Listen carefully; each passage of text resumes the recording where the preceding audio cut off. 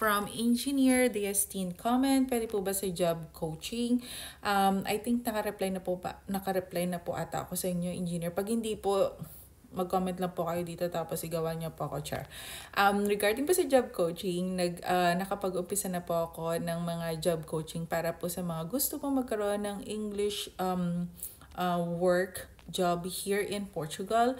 And usually po yung package na ina-offer ko is yung remake po ako at nagbibuild ako ng CV. Especially inaalam ko po kung ano po talaga yung kaya nyong gawin. And at the same time, syempre, tinuturuan ko po kayo kung paano sumagot sa interview at kung paano ma-maximize natin yung background mo. For example, galing ka sa sales tapos gusto mo mag-admin, pwede kitang turuan kung paano mo ma-shift yung career mo doon.